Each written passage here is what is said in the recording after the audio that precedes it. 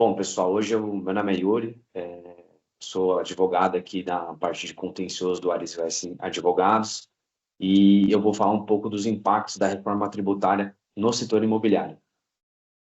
Então, como que está estruturado aqui a minha apresentação de hoje? A gente vai trazer um contexto geral da reforma tributária, vai trazer uma breve introdução, falar da emenda complementar que trouxe a reforma tributária, vai falar da Lei Complementar 214, que foi publicada no início desse ano, e os próximos passos da reforma tributária. A gente vai tratar um pouco dos regimes diferenciados e dos regimes específicos. O setor imobiliário ele está inserido no regime específico. E também a gente vai falar um pouco de como que se dá a tributação desse setor hoje em dia e como que ele vai ficar após a reforma tributária. Passada essa parte um pouco mais geral, a gente vai tratar dos aspectos gerais, hipóteses de incidência, e as hipóteses estão fora do campo de incidência, vai tratar da sujeição passiva, falar aqui também, inclusive, sobre as pessoas físicas que vão ser consideradas sujeitos passivos, né, do IBS e da CBS, então um ponto bem relevante aqui. Vamos falar um pouco do momento da ocorrência do fato gerador e da base de cálculo e alíquota. Passada essa questão, a gente vai falar do redutor de ajuste, do redutor social, que são valores que o contribuinte vai poder deduzir da base de cálculo do IBS e da CBS. Vamos falar um pouco também de permuta imobiliária, incorporação imobiliária e, para finalizar, a gente vai tratar um pouco das regras de transição, tá, pessoal? Bom, então aqui, falando um pouco, né, trazendo esse panorama mais geral da reforma tributária. O que a gente tem aqui? Dando início à reforma tributária, né, a gente sabe que uma matéria que é discutida há muito tempo, teve já alguns projetos que foram discutidos no Congresso Nacional, mas tiveram dificuldade de avançar, é uma questão sempre que foi muito delicada, mas em 2023, finalmente, a gente conseguiu aprovar a emenda constitucional 132. E o que, em síntese, essa emenda constitucional trouxe? A gente tem o PIS e a COFINS e o IPI, eles vão ser substituídos pela contribuição sobre bens e serviços, que é a CBS, e que vai ser de arrecadação vai ser destinada à União Federal. E, além disso, a gente adotou o IVA dual. Então, a gente tem também o ICMS e o ISS hoje em dia, o ICMS de competência estadual e o ISS de natureza municipal, eles vão ser substituídos pelo IBS, que é Imposto sobre Bens e Serviços. Então, a gente tem esse IVA dual, a CBS e o IBS. Além disso, a gente teve a criação do imposto seletivo, que é um imposto que ele vai incidir sobre bens e serviços que são prejudiciais à saúde e ao meio ambiente. A gente também vai ter a manutenção do IPI, mas exclusivamente para aqueles produtos que estão fabricados na Zona Franca de Manaus. E aí, passada a reforma tributária em 2023, a gente teve, em 2025, agora no início do ano, a Lei Complementar 214, que instituiu o IBS e a CBS.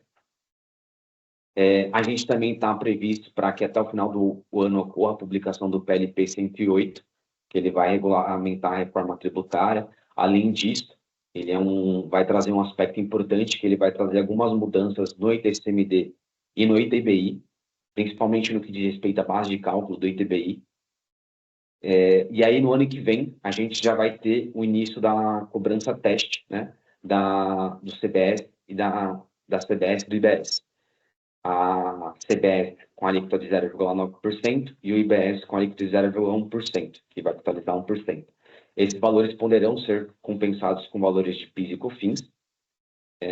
E para os contribuintes que cumprirem determinadas obrigações acessórias, inclusive realizar a emissão de documento fiscal com destaque desses impostos, eles estarão dispensados desse recolhimento.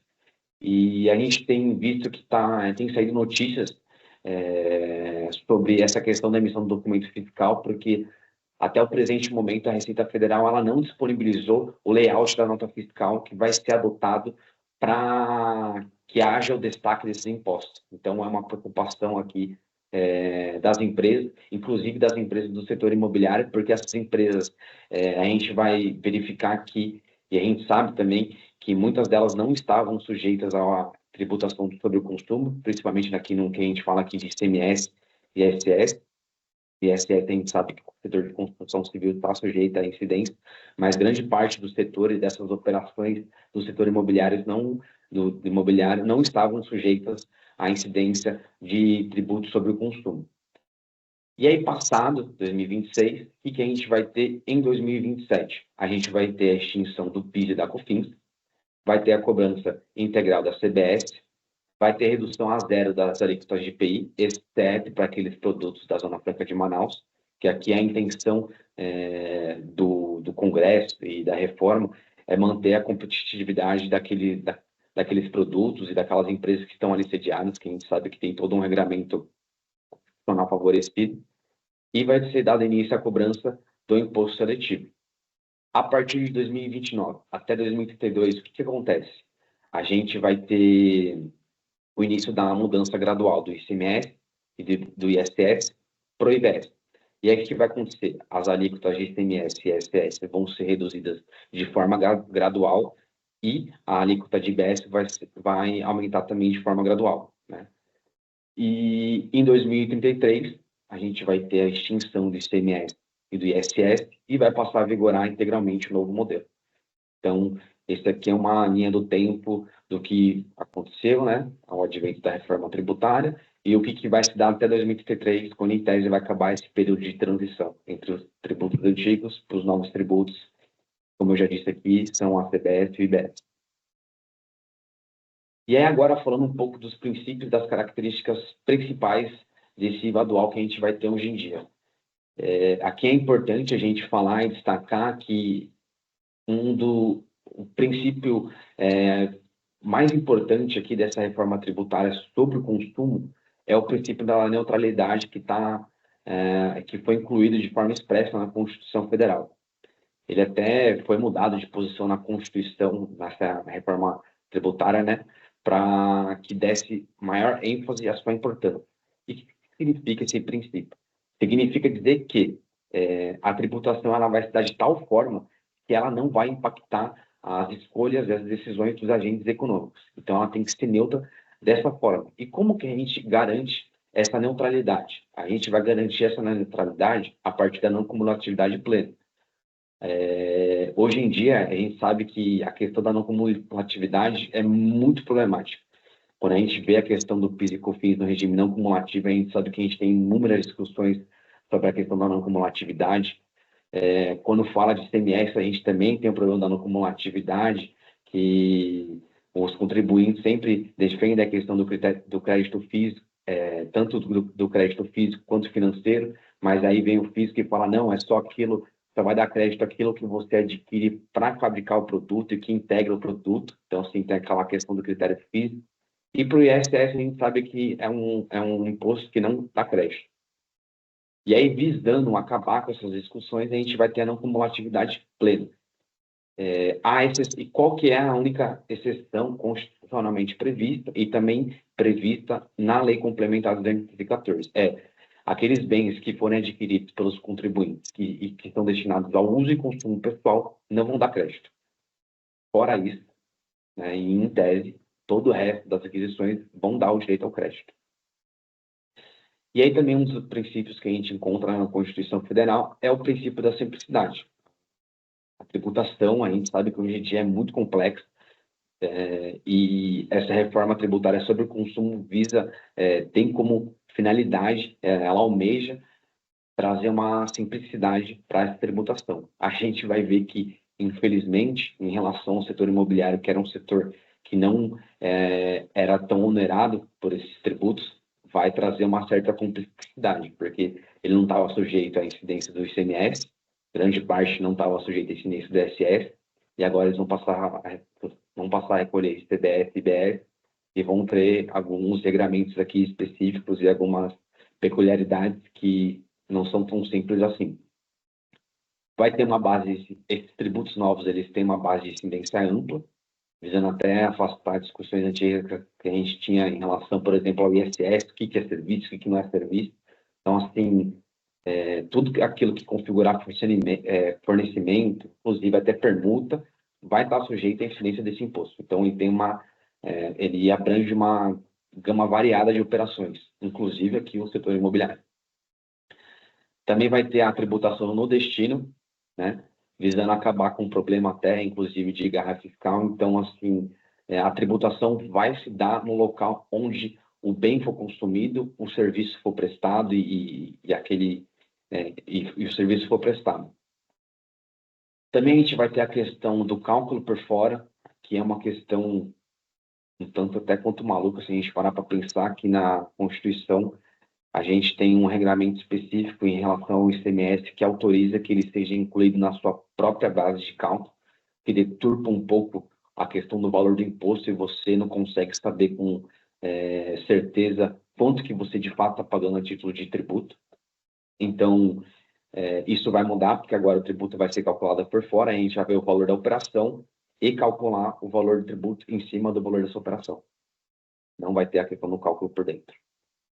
E também a reforma tributária, ela tem a finalidade, almeja acabar com aquele problema relacionado ao ressarcimento dos créditos acumulados. Isso é um problema muito sério que a gente tem hoje em dia, em relação ao ICMS, que as empresas têm saldo do credor acumulado e não conseguem rever esses valores, porque os estados demoram em apreciar esses pedidos. Então, é um ponto aqui que a reforma tributária quer acabar. E aí, isso se faz necessário, inclusive, para manter a normatividade plena e também se respeitar a neutralidade. Porque se a gente tiver uma demora no ressarcimento dos créditos acumulados, isso, obviamente, vai impactar nas decisões e nas estratégias dos agentes econômicos. Então, isso aqui são a neutralidade, a cumulatividade, esse ressarcimento dos créditos acumulados são pontos que estão intrinsecamente interligados. E aí, o que a gente tem aqui falando bem rapidamente, a questão dos regimes diferenciados e regimes específicos. O regime diferenciado, ele já traz uma previsão favorecida dentro da própria Constituição Federal, e a gente tem também os regimes específicos. Esses regimes específicos não necessariamente significam que vão ser regimes favorecidos. Eles são setores específicos da economia. Então, houve a necessidade de se estabelecer determinados regramentos específicos para se adequar à tributação do consumo às particularidades desse setor. Então, assim, no que diz respeito, né, aqui especificamente às operações com bens imóveis, a gente tem todo um regramento específico na legislação. É isso que a gente vai abordar aqui hoje em dia. Também tem a questão dos serviços financeiros, que inclusive já foi objeto de apresentação aqui pelo escritório. Tem a questão da hotelaria, bares, restaurantes, cooperativas, combustíveis, planos de saúde. E aí, passado esse aspecto, falando aqui um pouco do antigo e do novo cenário. O que a gente tem hoje em dia e como que isso vai ficar após a reforma tributária? Grande parte dessas empresas que são do setor imobiliário, a gente sabe que são optantes do lucro presumido, então elas recolhem o PIS e a COFINS no regime cumulativo. Tá? Tem a questão também das incorporações imobiliárias, daquelas incorporações imobiliárias que tiverem constituído patrimônio de afetação, que a gente vai abordar um pouquinho lá mais para frente da apresentação, e optarem pelo regime especial de tributação, que é o RET, elas recolhem PIS, COFINS, imposto de renda e CSL, com base na alíquota de 4% das receitas mensais recebidas. E quando essas incorporações imobiliárias forem destinadas a processos de interesse social, essa alíquota é reduzida a 1%. A gente sabe também que essas operações do setor imobiliário não estão sujeitas à incidência do IPI, muito menos do ICMS, e a exceção do ISS, que a gente tem a sua incidência no serviço de construção civil. Fora isso, que a gente tem também o ITBI, quando tem a venda, incorporação ou loteamento. Então, em tese, esse é o cenário atual. E aí, após a reforma, o que a gente vai ter? A gente vai passar a ter o CBS e a IBF. Aqui a gente tem uma alíquota, tem sido discutida ainda o valor da alíquota padrão, mas pelas notícias que a gente tem hoje em dia, ela está estimada para ser em torno de 28%. mas com a finalidade de manter a carga tributária atual dessas empresas do setor imobiliário, que a gente sabe que, apesar de não ter crédito, elas arcam com resíduos tributários, né? E quando ela tem aquisição de algum bem ou serviço, ela paga PIS e COFINS no regime cumulativo, então isso não dá direito a crédito. Esses bens e serviços vão estar, às vezes, sujeitos ao CMS e ao ISS, então ela arca com esse custo. Então, assim, apesar de ela não ter crédito, ela tem esses custos. E aí, para minimizar agora esse impacto delas estarem sujeitas a essa nova tributação, a gente vai ver mais para frente que vão ter alguns redutores da base de cálculo e também as operações do setor imobiliário vão estar sujeitas a reduções de alíquota. E concomitantemente a esse cenário da CBS e do IBS, a gente vai ter o ITBI. Tá? E aqui é muito importante falar que a lei complementar ela foi expressa, deixo isso bem claro, e o IBS e a CBS não vão integrar a base de cálculo do ITBI. E também aqui, como eu já tinha comentado anteriormente, está pendente de discussão ainda no Congresso Nacional o PLP 108 de 2024, que vai trazer a regulamentação da reforma tributária. E, além disso, ela propõe trazer alterações na base de cálculo do ITBI. E, a grosso modo, ela vai esmiuçar que é o valor venal do imóvel, da forma como está hoje em dia, né, com o parecer que foi aprovado pela Comissão de Constituição e Justiça do Senado, vai trazer que o valor venal do imóvel vai ser o valor que aquele bem ou direito seria negociado à vista no mercado, seria negociado à vista em condições normais de mercado. E aí vão trazer critérios para como estipular esse valor de mercado. Esse valor de mercado aqui que visa alterar a base de cálculo do ITBI por meio do PLP, ele é em grande parte bem similar ao valor de referência que foi adotado aqui na lei complementar. Tá? E a gente vai abordar também um pouco a questão do valor de referência aqui na nossa apresentação. Bom, aí aqui, passada essa parte geral, a gente vai tratar um pouco do regime específico de bens imóveis propriamente dito, como que ele está previsto na Lei Complementar 214. Ele está dentro do título 5, que trata dos regimes específicos, e está dentro do capítulo 5, dos bens imóveis. Ele vai do artigo 251 até o 270. Então, aqui a gente vai falar um pouco dos aspectos gerais, como disse, redutor de ajuste, redutor social, permuta imobiliária, incorporação imobiliária e regras de transição. Bom, e aí aqui falando das hipóteses de incidência. Então, assim, a alienação, inclusive aquela decorrente de incorporação imobiliária e parcelamento do solo, são hipóteses que vão estar sujeitas a incidência do IBS e CBS. Quando a gente fala também de cessão e ato translativo ou constitutivo de direitos onerosos, também vão estar sujeitos à alocação, cessão onerosa, pagamento. Os serviços de administração e intermediação e os serviços de construção civil, que, como a gente já falou aqui, estavam sujeitos à incidência do ISS.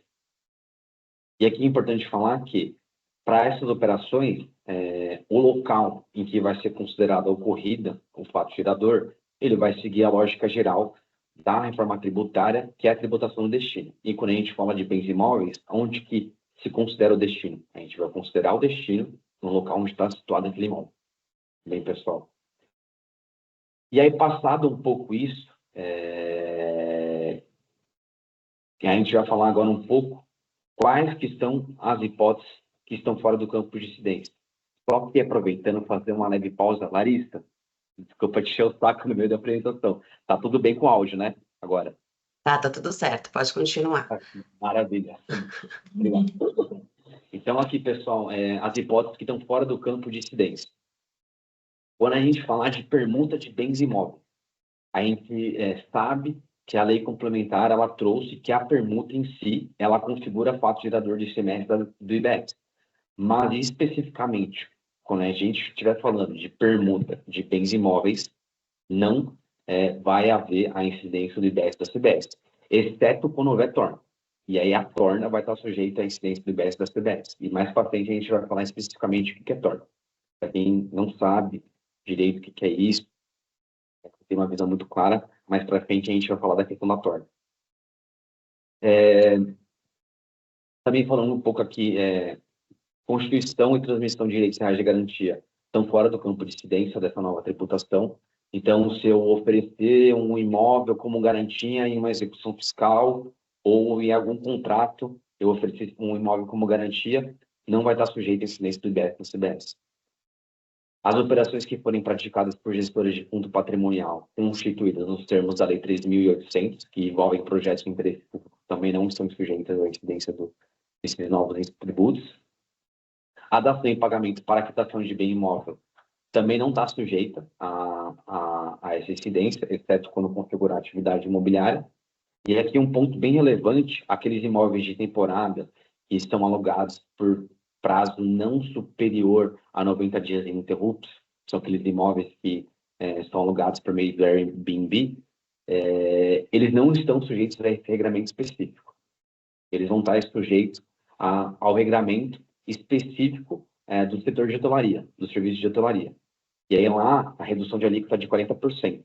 Aqui, para as hipóteses que a gente está tratando agora do setor imobiliário, que são as hipóteses que eu falei no slide anterior, a gente vai ver que a redução de alíquota vai de 50% até 80%. Então, aqui, essa questão dos imóveis de temporada, eles acabaram por sofrer um regramento um pouco mais gravoso, vamos dizer assim. E aí, falando um pouco agora da sujeição passiva. Na questão de venda e alienação de imóvel, o alienante do imóvel, tá? Esse que vai ser considerado o sujeito passivo. Aquele que ceder, instituir, transmitir direitos reais sobre bens imóveis na cessão ou no ato oneroso de instituidor ou translativo de direitos reais sobre bens imóveis, exceto os de garantia. O locador, ele vai ser considerado sujeito passivo. Aquele que adquirir um imóvel em leilão judicial vai estar sujeito ao recolhimento do IBS do CBS. O prestador de serviço de construção civil e o prestador de serviço de administração e intermediação de bem imóvel. E é aqui um ponto bem polêmico, né? Que a gente sabe que a reforma tributária trouxe, que é a preocupação de muitas pessoas. E aí vocês podem me perguntar, Yuri, toda pessoa física que vendeu um imóvel vai ser considerado sujeito passivo do IBS e do CBS? E aqui já antecipando, não é qualquer pessoa física que vai ser considerado sujeito passivo. As pessoas físicas que vão ser consideradas sujeitos passivos, elas observam o regramento geral do que é considerado contribuinte. Então, são aquelas pessoas físicas que elas exercem a alienação de imóvel, locação de imóvel, de uma forma habitual e de forma organizada, tá? Então, assim, em relação à locação, quais são as pessoas físicas que vão ser consideradas contribuintes? Aquela pessoa física que no ano calendário anterior, ela receber receita total que supere R$240 mil, esse valor ele vai ser atualizado periodicamente pelo IPCA. E, além disso, essa receita for oriunda de mais de 3 imóveis distintos, essa pessoa vai estar sujeita ao recolhimento do IBS e do CBS. Então, como a gente vê aqui, o que é importante aqui é que esses dois requisitos são cumulativos. Tem que exceder R$240 mil e tem que ser oriundo de mais de 3 imóveis distintos. E se, porventura, no próprio ano calendário, esse valor de R$240 mil for excedido em 20%, a pessoa já vai ser considerada contribuinte no próprio ano calendário. E aí, quando a gente falar de alienação, né? Venda de imóvel, qualquer pessoa física que vai estar sujeita ao recolhimento do IBS da CBS. Aquela pessoa física que no ano calendário anterior, ela realizar venda de mais de 3 imóveis distintos e que estiverem no seu patrimônio há menos de 5 anos, contados da data de sua aquisição, elas vão estar sujeitas ao recolhimento do IBS da CBS. Ou, se naquele ano, repare, né, que aqui tem um ou, então esses requisitos não são cumulativos. Se a pessoa se encaixar tanto aqui na hipótese A quanto na hipótese B, ela vai estar sujeita. Ou se no ano calendário anterior, ela realizar a venda de um bem imóvel construído nos 5 anos anteriores à data da alienação. E se no próprio ano calendário exceder esses limites acima, ela já vai estar sujeita à incidência do IBS e da CBS. Então, lembrando aqui que esse requisito A e B, eles não são cumulativos. Ao contrário lá da alocação que a gente viu, e tem que cumprir 2 requisitos para que a pessoa seja considerada contribuinte. E aí, qual que é o momento da ocorrência do fato gerador? No caso, quando a gente tem a sessão, na sessão no ato oneroso translativo constitutivo de direitos reais sobre bens imóveis, é no momento em que tem a celebração deste ato. Quando a gente estiver falando de locação e de serviço de administração e intermediação, em cada pagamento é que vai ser considerado o fato gerador. No serviço de construção civil é no momento do fornecimento, e na alienação de bem imóvel é no momento da alienação. E aqui um ponto importante é que a lei tratou de esmiuçar o que ela entende por alienação de bem imóvel. Então, assim, aquela alienação que tiver sujeita a um compromisso de compra e venda, ou que tiver uma carta de reserva com princípio de pagamento, ou tiver qualquer outro documento que represente um compromisso, é isso que vai ser considerado o ato de alienação. E aí aqui a finalidade desse dispositivo é evitar a postergação da tributação, que em tese, né, ela deveria corresponder ao momento da escritura definitiva. A gente sabe quando a gente fala de alienação de bens imóveis, tem toda uma burocracia que rege essa alienação. Tem que ter a escritura pública e o devido registro do contrato no cartório de registro de imóveis. Então, aqui ela traz algumas nuances específicas para evitar que essa tributação seja postergada. E aí, falando um pouco aqui, qual que é a base de cálculo que vai ser considerada? É o valor da operação, tá, pessoal? É o valor da operação que vai ser considerada como base de cálculo. E aí, quem que engloba o valor da operação? Juros, variação monetária, atualização monetária, multa, acréscimo, encargo, os descontos condicionais, que isso é uma coisa que gera contencioso hoje em dia. Também as demais importâncias cobradas ou recebidas como parte do valor da operação, inclusive seguros ou taxas, né? Então, se eu tiver, eventualmente, dentro do valor da operação, uma taxa que eu pago em razão de um serviço jurídico, isso vai estar aqui dentro do valor da operação.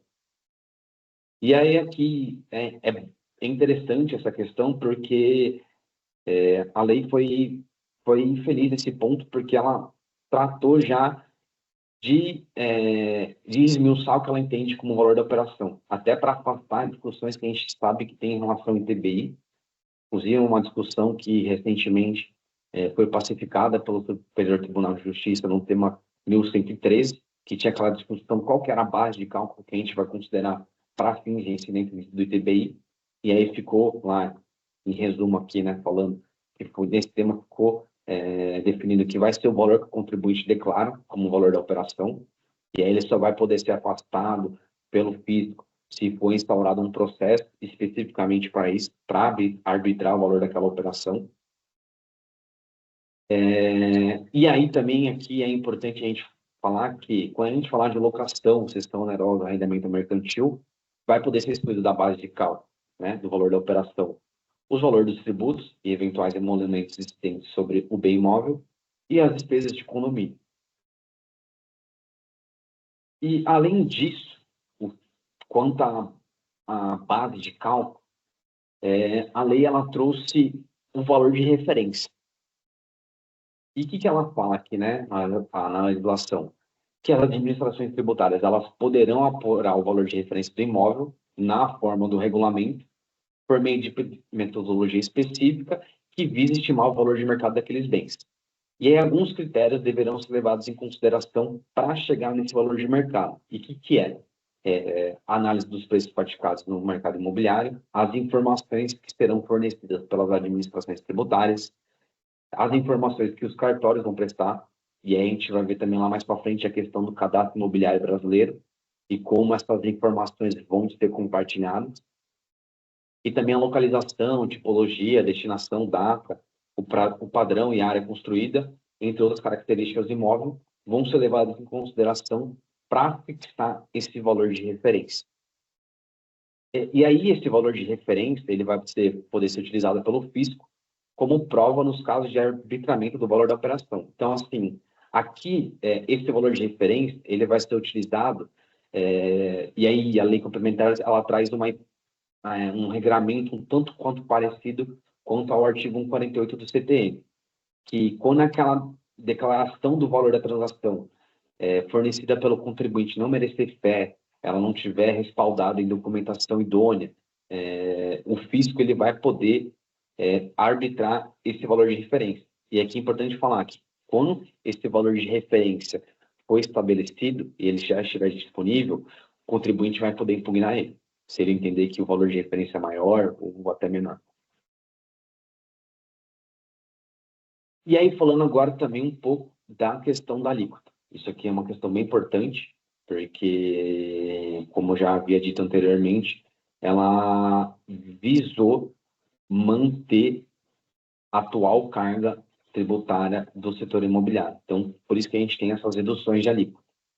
Então, quando a gente falar de um imóvel, uma alocação de um imóvel, que ele estiver localizado em uma zona reabilitada, e aí o que eu quero dizer com isso? São zonas históricas e áreas críticas de recuperação, vai ter uma redução da alíquota de 80%. Então, se aqui a gente considerar a alíquota de referência que tem sido discutida, que é de em torno de 28%, essa redução vai resultar numa alíquota de 5,6%. Quando a gente falar de locação, vai ter uma redução de 70% da alíquota, resultando numa alíquota de 8,4%, e para as demais operações, a gente vai ter uma redução de 50%, o que em tese vai resultar numa alíquota de 14%. E isso tudo já considerando a alíquota integral de 28%, que vai estar vigente em 2033. Tá? E aí agora falando um pouco do redutor de ajuste. Esse redutor de ajuste, ele vai poder ser utilizado em operações de alienação realizado por contribuintes no regime regular.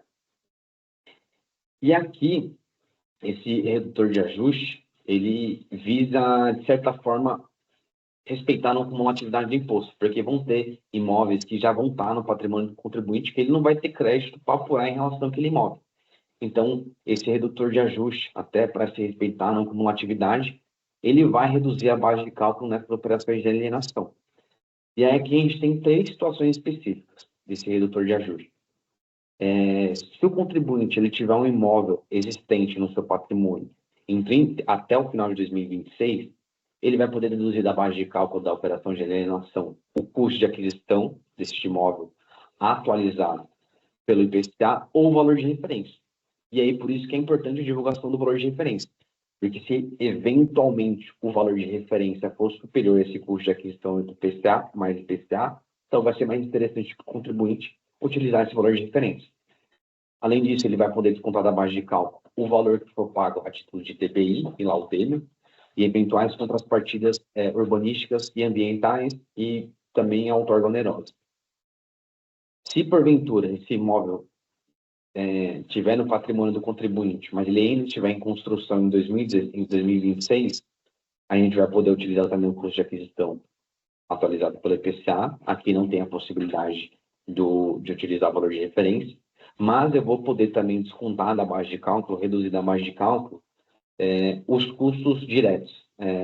Tudo aquilo que o contribuinte adquirir de bem e serviço que vai ser utilizado para a produção, para a construção daquele imóvel, vai poder ser reduzido da base de cálculo, desde que comprovado por documentação fiscal idônea.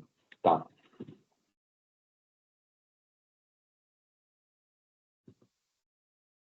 Também vai poder ser descontado ITBI, laudêmio, eventuais contrapartidas. E também e para os imóveis que forem adquiridos a partir de 2027, o redutor de ajuste vai ser considerado o custo de aquisição, aí aqui também tem o ITBI, o laudêmio, e eventuais contrapartidas. Tá? Além do redutor de ajuste, a gente tem na legislação previsto o redutor social. E o que seria esse redutor social? também são valores que a gente vai poder deduzir da base de cálculo de operações de alienação de contribuintes sujeitos ao regime regular e também de operações de locação. Então, assim, se eu tiver um imóvel residencial novo, vai poder ser descontado da base de cálculo o valor de R$100 mil. Se a gente tiver plano de lote residencial, vai poder ser descontado, deduzido da base de cálculo, o valor de R$30 mil. E a dedução é até o limite do valor da base de cálculo, após a dedução que a gente vai realizar com base no redutor de ajuste. Então, a gente faz a redução, deduz da base de cálculo o redutor de ajuste, e aí, se sobrar algum valor ainda da base de cálculo, a gente pode reduzir por meio do redutor social. Para cada bem imóvel, esse redutor social poderá ser utilizado uma única vez, tá? E aqui, a própria lei complementar tratou de falar o que ela considera bem imóvel. Bem imóvel novo é aquele que não tenha sido ocupado ou utilizado. E aí ela fala nos termos do regulamento. A gente espera que o regulamento não venha aqui trazer uma definição maluca sobre o que se considera bem residencial novo, né? Porque essa definição que já está na lei já está ótimo. Bem imóvel novo, aquele que não tenha sido ocupado ou utilizado. E para as operações de locação para o uso residencial, vai poder ser deduzido da base de cálculo o valor de R$600 por bem imóvel, até o limite do valor da base de cálculo. Esses valores aqui que eu falei agora, que eu mencionei, eles serão atualizados pelo IPCA. E aí aqui também falando um pouco da permuta imobiliária. A gente pode trazer aqui, é interessante falar, qual que é a definição de permuta imobiliária que a gente vê na Instrução Normativa 107 de 88, que fala da permuta imobiliária e do imposto de renda, né? A permuta é toda e qualquer operação que ela vai ter por objeto a troca de uma ou mais unidades imobiliárias por outra ou outras unidades, ainda que ocorra por parte de um dos contratantes o pagamento de parcela complementar em dinheiro, aqui denominado torna. Então, isso que é torna. A troca de imóveis aqui é um exemplo clássico, é um terreno, o proprietário de um terreno, ele troca o imóvel, ele dá o imóvel dele para alguma construtora, ali é construído um prédio, e aí em troca ele vai receber apartamentos, unidades daquele prédio, em troca do terreno que ele deu anteriormente. E caso haja o complemento dessa troca com pagamento em dinheiro, que vai ser considerado torna, essa torna vai estar sujeita à incidência do IBS da CBS. Como a gente já viu anteriormente, a permuta nua e cru não está sujeita à incidência do IBS da CBS, apenas quando tiver torna, e se tiver torna, apenas a torna estará sujeita à incidência do IBS da CBS.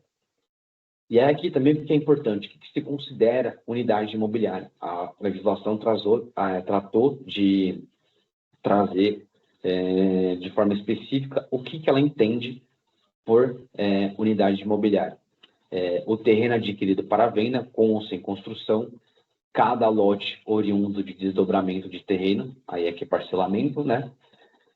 Cada terreno decorrente de loteamento, cada unidade distinta resultante da incorporação imobiliária, que aqui é a hipótese mais comum, e o prédio construído para a venda como unidade isolada ou autônoma. E aí esse conceito, ele é idêntico ao que é utilizado na legislação do imposto de renda, especificamente quando a gente vai verificar a Instrução Normativa 84 de 79. Então, esses regramentos aqui de permuta imobiliária não se distanciam naquilo que já foi traçada pela legislação federal. E aqui também esse conceito de permuta, ele não destoa daquilo que é previsto pelo Código Civil. E aí, quando a gente tiver uma permuta imobiliária com torna, qual que é o cenário que a gente tem hoje em dia? Essa permuta, ela sofre a incidência do ITBI hoje em dia. E aí aqui tem uma questão também um tanto quanto maluca, se eu realizo a troca de um imóvel, vamos supor que eu e Yuri tem um imóvel de R$200 mil, e eu vou trocar por um imóvel de uma outra pessoa de R$300 mil. Só que a gente acorda que mesmo os valores de cada imóvel sendo distintos, não haverá o pagamento de qualquer diferença. A gente vai trocar e não vai ter necessidade do pagamento da torna. Os estados entendem que essa diferença, que não é algo de pagamento, é uma doação. E eles passam a exigir o ITCMD. Então, além do ITBI, pode ser, se tiver essa questão da diferença que não tem pagamento de torno, pode ser que a gente tenha a questão do ITCMD. Tá? E além disso, tem incidência de imposto de renda, CSL, PIS e COFINS sobre a torna. E aí, pós-reforma tributária, como que vai ficar? A gente vai continuar tendo ITBI sobre a permuta, vai ter imposto de renda e CSL, e aí vai ter o IBS e a CBS sobre a torna, especificamente sobre a torna, tá, pessoal? E aí, aqui, trazendo um pouco da questão da incorporação imobiliária. A gente sabe que a incorporação imobiliária é um setor que foi alterado bastante lá em 2004, quando veio a Lei 10.931, que dispõe sobre o patrimônio de afetação. Esse patrimônio de afetação ele foi criado muito em razão do caso em qual, né, muitos anos atrás, que essa era uma das maiores construtoras do país, ela chegou a falir, deixou inúmeros empreendimentos a construir, os adquirentes também ficaram na mão. Então, esse patrimônio de afetação foi criado até mesmo para proteger os adquirentes de imóvel. E o que significa esse patrimônio de afetação? Essa incorporação imobiliária que vai ser criada, né, esse terreno no qual vai ser construído imóvel, as obrigações e direitos a ele vinculados, eles vão ser mantidos de forma apartada do patrimônio do incorporador. Eles vão constituir um patrimônio de afetação, destinados à realização da incorporação imobiliária. E esse patrimônio de afetação, ele não se comunica com os demais bens, direitos e obrigações do patrimônio gerado em incorporação, do incorporador, tá? E também de outros patrimônios de afetação que, porventura, forem constituídos pelo incorporador. Isso é bom responder por dívidas e obrigações vinculadas à incorporação respectiva, tá? Isso aqui é bem importante porque aí as empresas que têm esse patrimônio de afetação, elas optam pelo RET, que é o regime especial de tributação que a gente falou lá no início da lei, no início da apresentação. Inclusive, essa questão do RET, ela veio junto com a lei que instituiu o chamado patrimônio de afetação, que é a Lei 10.931. E aí, quando a gente estiver falando de incorporação imobiliária, né, que são essas empresas que normalmente estão inseridas dentro do RET, o CBS e a CBS, eles vão incidir na alienação de cada unidade imobiliária, o que será devido em cada pagamento, tá?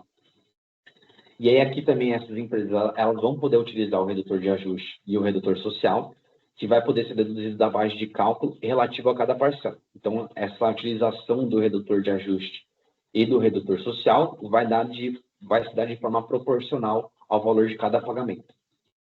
Também há a possibilidade dessas empresas se valerem de créditos de IBS e CBS sobre aquisições de bens e serviços.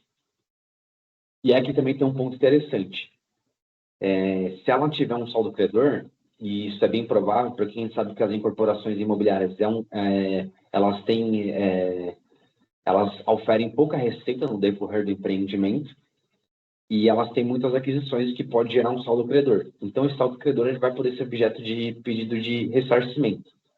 Se esse pedido de ressarcimento for realizado antes da conclusão da incorporação, o pagamento vai ser realizado diretamente em conta corrente vinculada ao patrimônio de afetação. Então, por isso que eu fiz até aquela contextualização do patrimônio de afetação. Isso é importante para a gente entender essa questão. E se esse pedido de ressarcimento for realizado após a conclusão da obra, esse valor vai até poder ser utilizado para compensar com valores de IBS e CBS relativos a outras operações tributadas do contribuinte. Tá? Então, isso aqui são pontos interessantes no que diz respeito à incorporação imobiliária propriamente dita. E aí, aqui, é interessante ver que a lei ela trouxe um regime de transição optativo para essas empresas que optarem pelo RET até o final de 2028. Elas vão poder continuar no RET e aí elas vão recolher imposto de renda e CSL com base na alíquota de 1,92%, que vai incidir sobre a receita mensal recebida, e vai recolher CBS com base na alíquota de 2,8% sobre a receita mensal recebida. E aí, a gente somar, vai dar os 4% do RET atual. Tá? E é aqui curioso que a lei não fala do IBS. O que vai acontecer com o IBS? A princípio, parece que não vai ter recolhimento do IBS nessas hipóteses. Só que, se porventura for realizada a opção por essa regra de transição, as incorporadoras não vão poder se apropriar dos créditos relativos às aquisições destinadas à incorporação imobiliária, que está submetido ao patrimônio de afetação. Também não vão poder utilizar o redutor de ajuste e o redutor social, e o contribuinte que adquiriu o imóvel nessas condições não poderá apropriar créditos de IBS e CBS relativo à aquisição do bem imóvel. Tá? Então, assim, tem que ser realizado um estudo para as empresas que estão inseridas no RET para ver se realmente vai valer a pena optar por esse regime de transição. E aí aqui também a gente tem um regime de transição optativo para alocação de imóvel não residencial e imóvel residencial.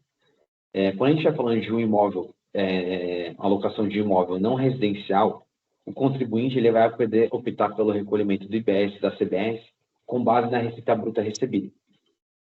E aí, esse regramento ele vai ser aplicável pelo prazo original do contrato. A gente sabe aqui que tem alguns contratos de locação não residencial que tem prazos longos, né? Até os contratos de BIPSUSUD, que a gente sabe que pode ter prazo de 80, 70 anos, então, assim, é um prazo bem grande, e aqui vale as empresas analisar se esse regramento optativo vai valer a pena. Mas para poder optar por esse regramento, quais que são as condições estabelecidas pela lei? Esse contrato ele tem que ser firmado até a data de publicação da Lei Complementar 200, a Lei Complementar, né? E essa data em que o contrato foi firmado vai ser comprovada por firma reconhecida ou por meio de assinatura eletrônica. E, além disso, esses contratos vão ter que ser registrados em cartórios até o final desse ano, até 31 de dezembro de 2025. Então, aqui provavelmente a gente vai ter uma corrida aos cartórios para conseguir registrar esses contratos. E quando a gente falar de imóvel residencial, também a gente os contribuintes vão poder optar pelo recolhimento do IBS e da CBS com base na receita bruta obtida, tá? E aí ele vai se aplicar pelo prazo original do contrato ou até 31 de dezembro de 2028, o que ocorrer primeiro aqui. E desde que firmado também até a data da publicação da lei complementar, sendo comprovada por firma reconhecida, por meio de assinatura eletrônica, ou por meio da comprovação do pagamento do aluguel, do mês subsequente ao primeiro mês do contrato. E aí, para ambas as hipóteses, o IBS e a CBS, elas vão ter a alíquota de 3,65% sobre a receita bruta, o que, hoje em dia, equivale às alíquotas de PIS e COFINS no regime cumulativo. Só que aí, nessas hipóteses, vai ser vedada a utilização de crédito em relação ao imóvel e também vai ser vedada a utilização do redutor social. E aí aqui também, tratando um pouco do cadastro imobiliário brasileiro. Esse cadastro imobiliário brasileiro, a gente tem saído também inúmeras notícias recentemente sobre ele. Ele nada mais vai ser do que um inventário de bens imóveis e rurais alimentados com dados do município. E esse CIB ele vai ter um código, um identificador único, válido em todo o território nacional. Então, ele vai ficar vinculado aos imóveis. Vai ser uma base, vai ser como se fosse um CPF para os imóveis. E aí, esse CPF, esse CIB, né, ele vai ser compartilhado, vai ser adotado pelos cartórios, e isso vai ajudar a fiscalização tributária. Por quê? Por meio desse CIB, os cartórios eles vão conseguir passar para as administrações tributárias todas as operações que estão realizadas com aquele imóvel. Então, assim, se tiver uma operação de locação, operação de venda de imóvel, esses cartórios vão informar as administrações tributárias por meio do SINTER, que é o Sistema Nacional de Gestão de Informações Territoriais. Inclusive, isso está disposto na recente Instrução Normativa editada pela Receita Federal, que é a Instrução Normativa 2275. Nela, ela estabeleceu que os cartórios deverão informar as administrações tributárias sobre essas operações realizadas com bens imóveis, que estão previstas aqui na lei complementar que a gente tratou aqui na apresentação. E, além disso, essas informações vão ser utilizadas para se calcular o valor de referência. E aqui também é interessante ver que as obras de construção civil também serão escritas no CIB. E quando a gente falar de construção civil, a apuração será feita para cada empreendimento vinculado ao CNPJ ou CPF. E aí cada obra ela vai ser considerada um centro de custo distinto. E aí aqui tem uma questão interessante que a apuração vai dar de forma segregada, mas a lei ainda não tratou de falar isso, se além de ter a apuração segregada, vai ter o recolhimento segregado. A gente não sabe isso, muito provavelmente vai ser uma questão que vai ser tratada em regulamento. E aí aqui, para finalizar agora, algumas reflexões finais sobre essas mudanças que a gente vai ter no setor imobiliário. Isso, necessariamente, essas mudanças que a gente viu agora, vai demandar a revisão dos contratos, tanto aqueles contratos privados e com a administração pública, porque vai ter que ser realizada uma avaliação dessas alterações, vai ter que ser avaliado o impacto sobre o negócio, a depender da atividade imobiliária, especificamente no que diz respeito à formação do preço e à margem de lucro das empresas, e também considerando que vai ter agora, a depender da situação, da operação, vai ter a convivência com o ITBI. E aí também, aqui, tem a questão de que é uma coisa que vem sendo tratada, e é aqui não só para o setor imobiliário, a reforma tributária ela vai demandar a revisão dos fornecedores, isso porque tem a questão de que o crédito das aquisições vai estar vinculado ao pagamento desses novos tributos.